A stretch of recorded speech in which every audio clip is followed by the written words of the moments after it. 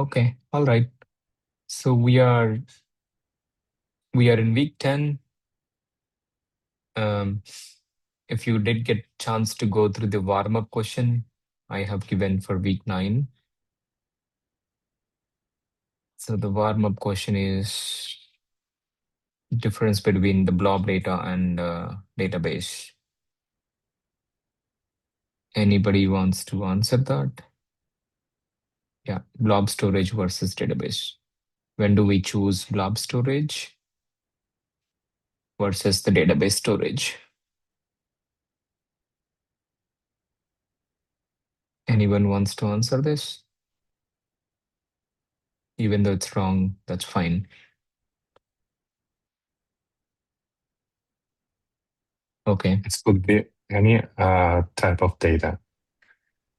I mean, like if it's a blob, it could be a picture, text. If it's SQL, then we choose another one, like SQL, not a blob. Sure. Yeah, that's right. So yeah, for blob storage, if you have files, you can probably choose the blob storage. Obviously, files are not rows, not represented as rows and columns. But if you see some data which can be represented as rows and columns, then obviously the best storage system is the database storage system, right? Um, yeah, if you just need to store and retrieve files as it is as a raw data, then blob storage is the right choice. Okay, and also irregular data. Yeah, as I said, the raw data as well. So okay, let's dive into lesson 10. Yeah, so if you remember in lesson 9, what you have done is basically connected to Azure, and there are different types of accesses you have. Basically, yeah, different type of accounts: user account, service account. Let me go there.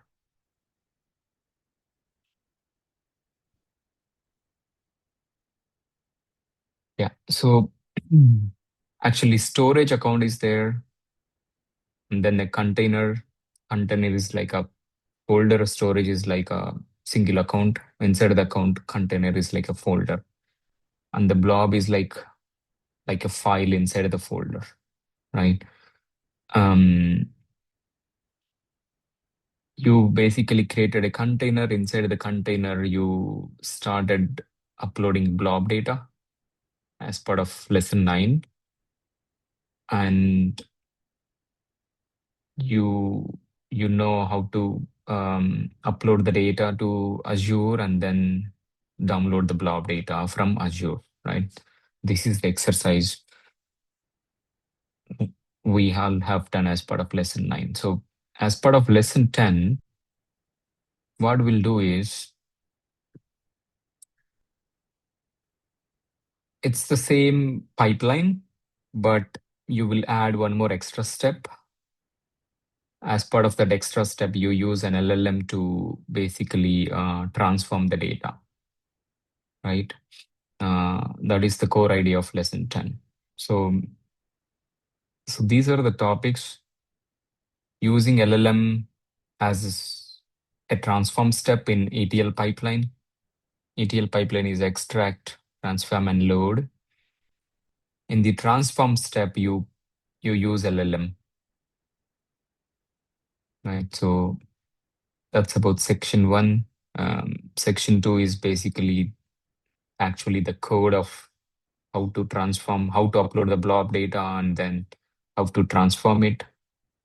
And then after the transformation, you basically validate the data, right? That is section 2. Section 3 instead of OpenAI using OpenAI directly, how to use Azure OpenAI. This is basically a short reading section. It talks about how to use Azure OpenAI and benefits of using Azure OpenAI versus directly using the OpenAI. Right. So yeah, let's start with section 1.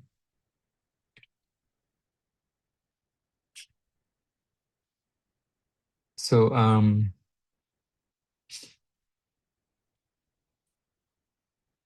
yeah, the learning objectives of this section is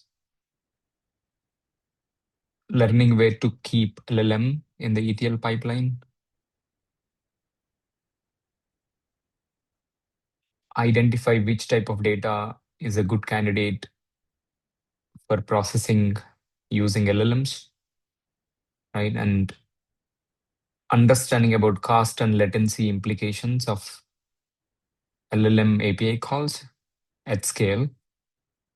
Then once you understand about cost and latency implications of LLM API calls, then you think about how to create constrained prompts so that your cost is minimum. Right? Yeah, these are the learning objectives of this section. So as I mentioned, so LLM is best suitable in the transform step, right? Extract step is where you pull the data from different sources like API, database, and file.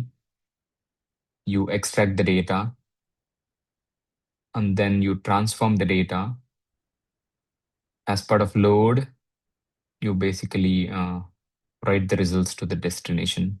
Again, destination can be a database or a downstream system, right? Um, LLMs are in transform step. They receive the data, process it, and return the processed data. They're not suited for extract step or the load step because the extract and load step is primarily doing input-output operations. That is basically making HTTP calls, reading file,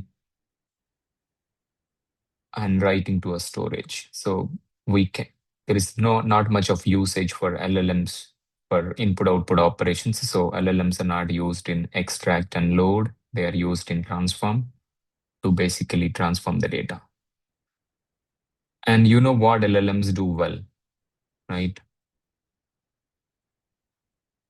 LLMs are good at reasoning, understanding the language, right? They're they're very good at classifying the text, extracting the fields, normalizing the text, and basically text summarization, right? In text classification, let's say you have customer support tickets and you want to classify the tickets as different categories. The customer support ticket may belongs to billing or a technical issue or it's not specific to a category, it's like a general issue, right?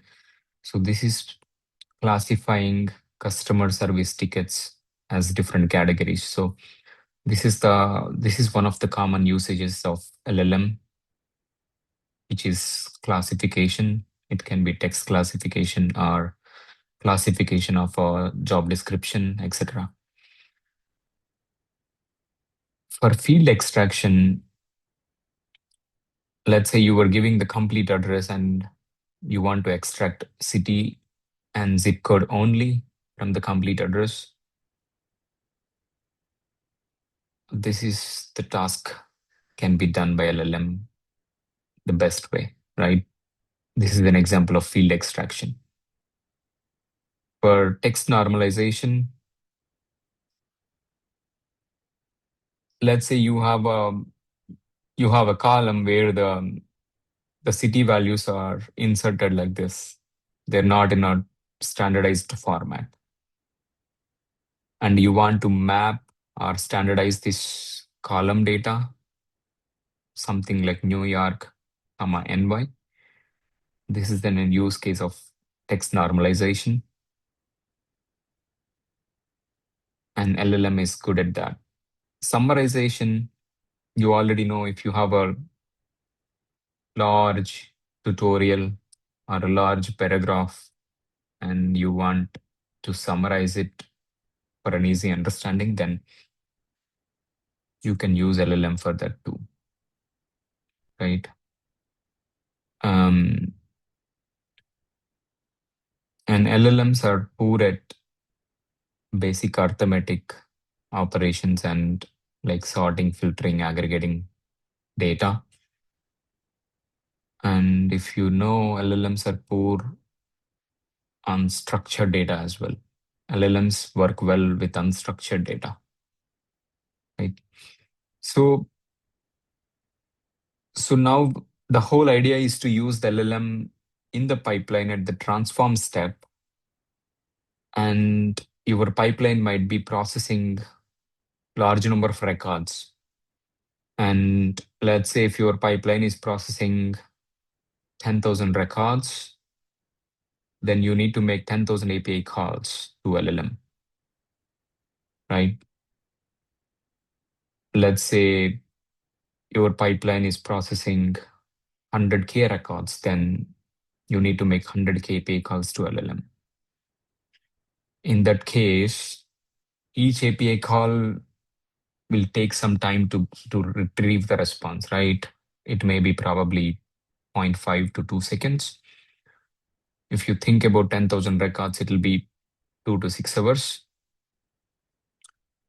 So considering this, you need to use the LLM in the transform step very mindfully, right? And your prompt should be your your prompt should be concise.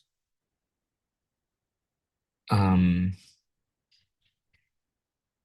yeah. So so for that, you need to design prompts in a precise, constrained way,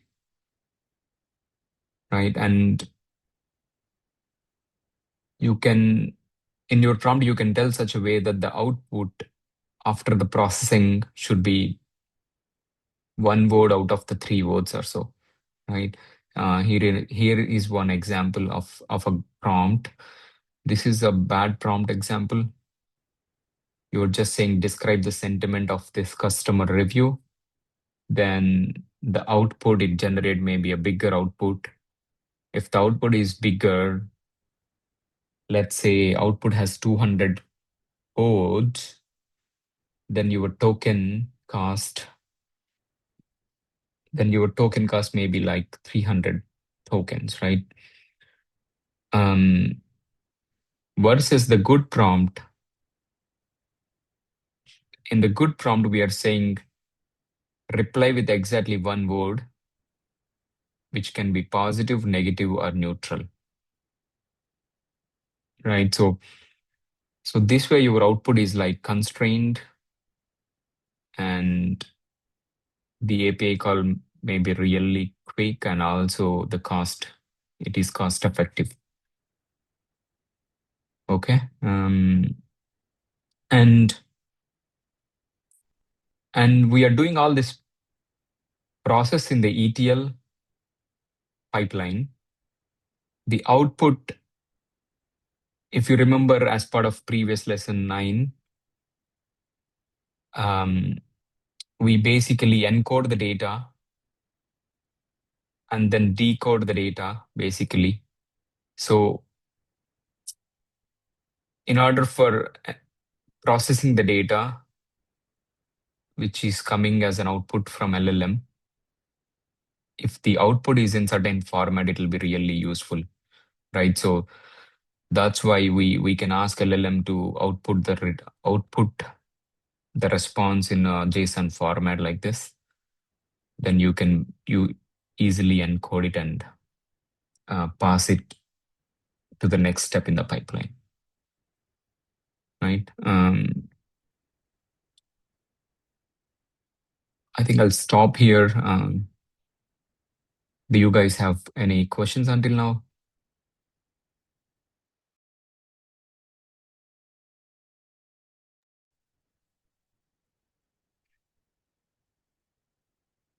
No questions.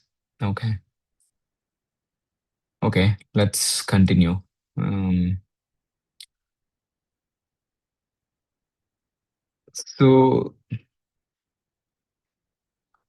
now we know where to use the LLM, how to write constrained prompt, and also for what data we should really use the LLM, right? Um, Here is again the pipeline, which is similar to the previous pipeline you have created in as part of lesson 9. So the learning objectives here are reading the data from blob storage and reshaping the data as individual records. After that, design a constrained prompt for a classification task, then pass the each record to OpenAI API to transform the data. If there are any unexpected responses from the LLM, we need to handle the unexpected responses gracefully. And finally, we write the enriched records back to the blob storage and then spot check the results. Right. This is the setup command. You already know it. Um, Reading data from blob storage also, you know, as part of last exercise, you hit this open Meteor API and fetched the weather response. So we are using that weather response only um, and retrieving that weather response blob storage. It's the same code. You taking the account URL, container name, the path of the blob data in the Azure database, Azure storage, I would say. You were creating credential, creating a container client. For a container client, we are passing the account URL and then the container name and then the credential. So the container is created and you know how to download the blob data at a certain location. You use download underscore blob function and then passing the blob path.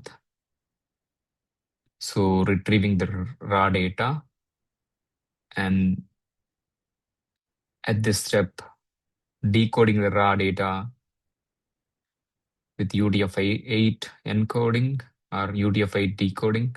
We get the data, and the data has 3 keys. From the data, you are getting hourly data actually, and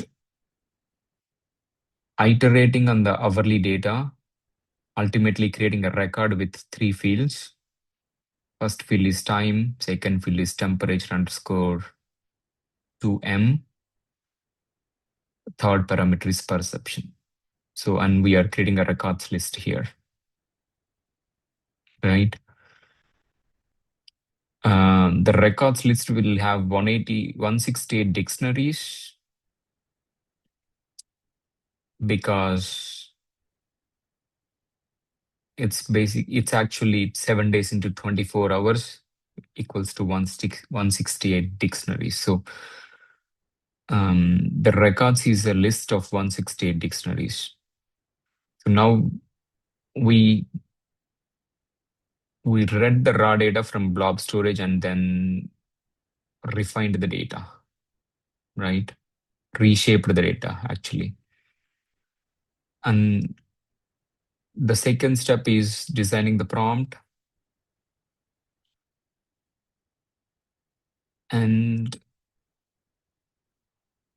we are telling to classify the temperature data, right? The weather data, which has time, temperature, and perception, as good or marginal or bad for outdoor running, right? All these 168 records, we want to classify them as either good, marginal, or bad for doing outdoor running, right? And this is the prompt. You are classifying hourly weather conditions from outdoor running for outdoor running. Given the temperature is in Celsius and perception amount in mm, classify the conditions as exactly one of good, marginal, or bad. Reply with that one word only, no punctuation, no explanation. So we are basically constraining the prompt such a way that the LLM generate one word response as discussed earlier, right? Um, and then, as I said, we send each record to LLM to transform the record, right? So the transformed record should have the LLM response as well. So you are loading the environment, creating OpenAI client, iterating over the records. So on each record, we are calling OpenAI completions API, and we are passing the system prompt. This system prompt, it is actually telling it to classify as good, marginal, or bad, right? And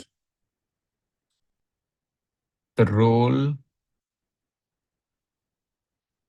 we are passing the temperature and perception, weather data to the user role, and we are getting the response label. And then this is the enriched record. Enriched record will have conditions parameter along with the actual record, right? So this is the enriched array. So now each record has its actual temperature perception information and also the condition. If that weather condition is good for outdoor running or marginal or bad, right? So that information is also taken, and this is an enriched record. And now once we have the enriched record, what we'll do, we'll keep the enriched record back to Blob Storage. But before that, we handle any unexpected responses from LLM, right? Um, Here you're checking if the LLM response label is in valid labels or not.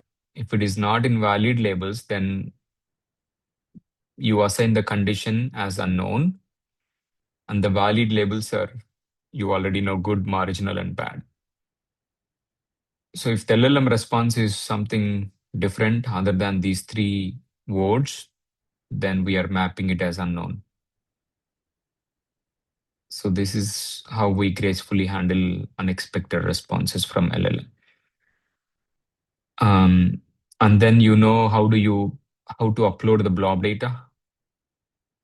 So we are getting a new path under processed folder, taking a new path under the processed folder, and then encoding the enriched list, and then uploading by calling upload underscore blob. We are uploading the enriched list to this new location, right? And then you are actually spot checking the LLM responses by using pandas, and it's basically putting all the code we discussed one after other. we read the blob data first, then transform it. Actually, it is like enriching it using OpenAI LLM. Once we enrich it, we load it back, then spot check, right? Um, any questions until now?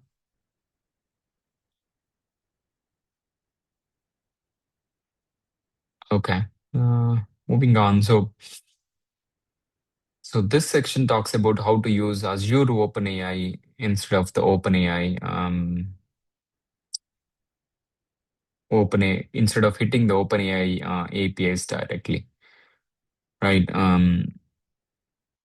So Azure OpenAI is not a different model or a different API altogether. It's like a wrapper on actual OpenAI models, right?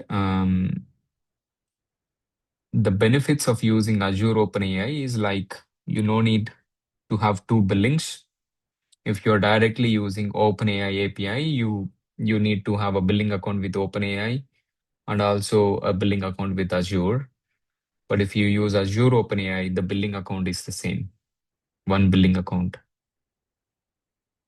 And with OpenAI, there is no training data, it seems. But with Azure OpenAI, you will have some training data to play with. Um,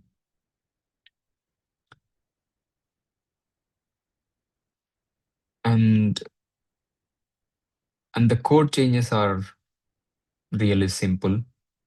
Instead of creating OpenAI client by calling OpenAI, you call Azure OpenAI and create Azure OpenAI client. And you pass Azure API key here. And it's the same way to call the completions API. Um, I think that concludes the today's session.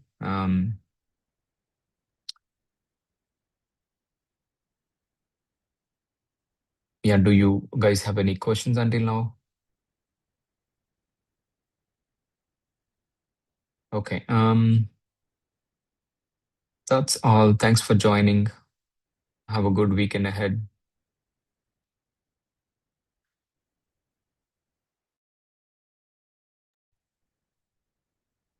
Thank you.